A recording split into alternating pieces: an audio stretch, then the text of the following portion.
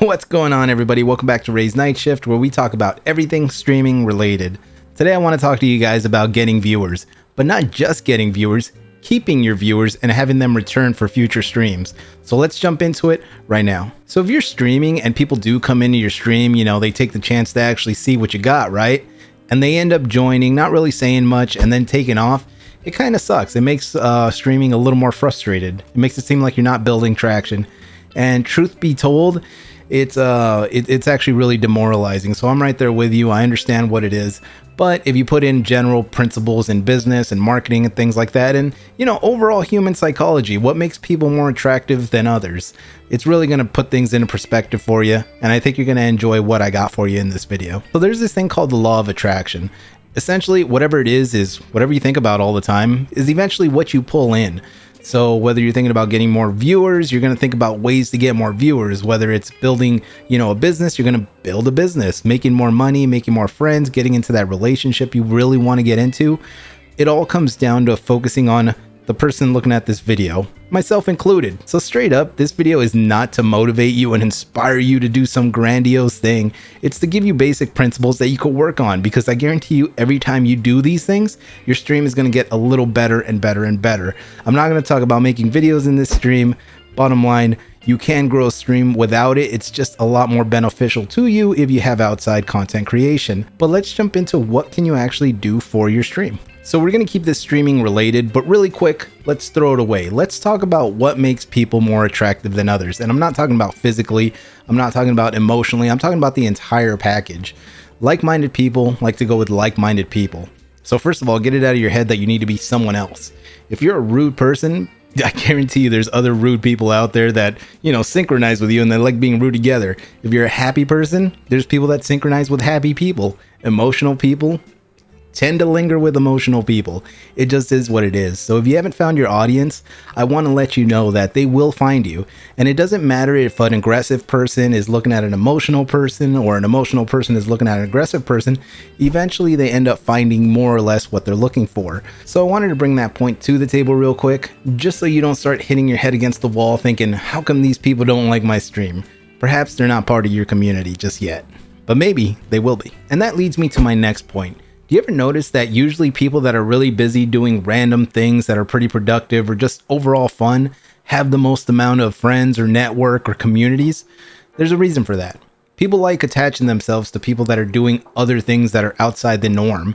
So what are you doing outside the norm on your stream? Because everybody basically just talks in front of a camera and everybody just pretty much plays video games, but it's not necessarily what they're doing, it's how they're doing it that really differentiates them. And I want to talk to you about that. So the only people that are really going to get away with just being random online and still being entertaining are improv comics, or people that are into comedy in general, where just off the fly they could think of funny things to talk about or do. But for the general, population, they need a script, they need a plan. Think of speech class, for example. So if you've never had a speech class, let me introduce to you what it's like. They give you a topic, you research the topic, you start writing notes down to pretty much persuade people the pros and cons of it, right? And then you present it. Now, here's the thing though. If you're streaming and you didn't prepare at all for it, this is what you look like in front of the class. And Harriet Tubman helped a lot of people, and she was a great lady. What? You see so many speeches go down like that when they should be like a little more passionate, because this woman went through a lot. Now, if that speech was a little more prepared for, you can actually have a little more confidence because you did some research. It's going to be the same thing for your streams.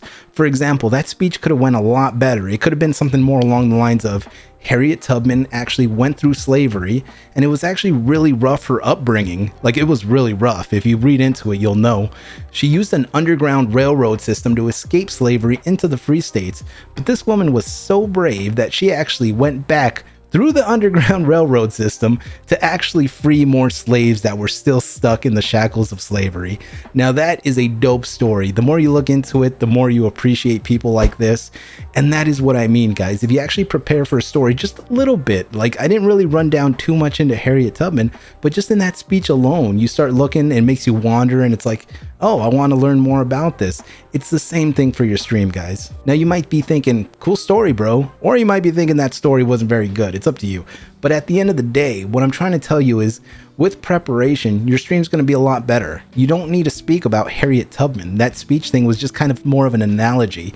It's more so to separate yourself from everybody else that's just starting their speech in front of the class and doing nothing. Go to class at least semi-prepared. And the reason you want to be at least a little bit prepared is because it lets you run down the schedule of what your stream's actually going to be.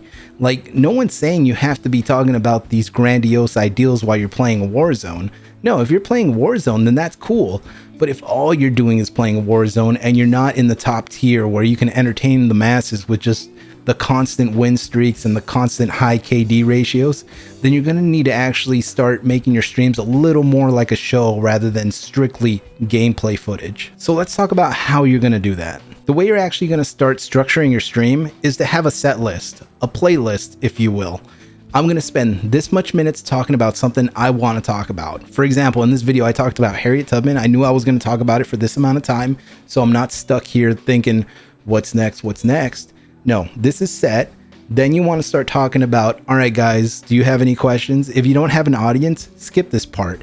Honestly, you can't feed back from your audience if they're not giving anything to you. Honestly, confidence is the best thing you can have as a streamer. And the reason I know this is because one of my best streams was one where I didn't care if people were in the streams at all. Like, I was reviewing a microphone for Razer, right? And they didn't send it to me, or I'm not sponsored or anything. But pretty much, I was just talking about this thing as if I was by myself. And you know what? I actually got a couple viewers in there that just stuck around and wanted to see what I had to say about the microphone, because I didn't care whether they were there at all. I mean, they were pretty much getting my direct feedback of what it was and how it was going. Now, if you do something similar, I really think you're going to go far, because now it's not so much putting the ball in the viewer's court, it's putting it in yours. You're better off being on the offensive than the defensive when it comes to streaming. You really don't want to be in the defensive waiting for your chat to tell you stuff, unless you really have a lot of chatter. Then in that case, you can feed off of it. But outside of that, you should always be on the offensive, giving them something to look at, giving them something, you know, to listen to laugh, to entertain, to learn. And that's what's really going to structure your stream in a much better way than just logging on and playing video games. Which actually, History with Ray Ray sounds pretty fun. I don't know if I'll incorporate that into my streams. I should probably take my own advice, right? But that would actually be pretty neat. Talking about some of the random history stuff I know, and, you know, maybe for like 10-15 minutes, maybe do a little bit of gameplay, then a little bit of Q&A, then maybe a little bit of learning stuff. You know, maybe you can learn something, right? So structure your streams. But you see what I mean? Even talking about it, it gets my, you know, mind firing on all cylinders, and I'm like, hey, I could do that too. I'm gonna write that down for myself. I guess as the old saying goes, it's easier to know where you're going if you know how to get there. So if you have a map, hey, you're gonna end up going where you need to go, because you have the blueprint to get there. So if all you're doing is pressing the start streaming button with no idea of what you're going to talk about, what you're going to do, aside from maybe like what game you're going to play, I would highly encourage you to actually start thinking about these things, because you're putting yourself in the eyes of the viewer rather than just the person streaming. I know it sounds kind of lame, and, you know, a lot of people are saying, I'm not going to do that, I'm not that structured. But if you're not willing to put in that extra mile, think about what you're really streaming for. Like, what are you really trying to accomplish? Because if you're not doing everything you can to make your viewers happy, to grow your community, then you might have to restructure your ideals on whether you really want to grow or not. And there's nothing wrong with that. I don't think everybody should be a top tier streamer. Personally, I just like teaching more so than streaming, if I'm quite honest with you. I like making these videos more so than when I'm live. Now, don't get me wrong, when I'm live, it's still fun, but I really want to help people more so than actually be in front of the camera just shooting the shit, so to speak. But with that said, I really hope you got something out of this video. If you did, make sure you hit that like button, subscribe to the channel, and comment down below any ideas you have. Maybe history's not your thing. Maybe you like the history of video games. Maybe you like just talking about random pop culture. Let me know what you guys have lined up for your streams down below. I'd love to check some of these channels out. So by all means, feel free to link down your Twitch or your Facebook or your YouTube gaming, and I will be happy to check that out whenever I get a chance. With that said, I hope you guys enjoyed the video. I will see you guys on the next one. Raise Night Shift, signing out.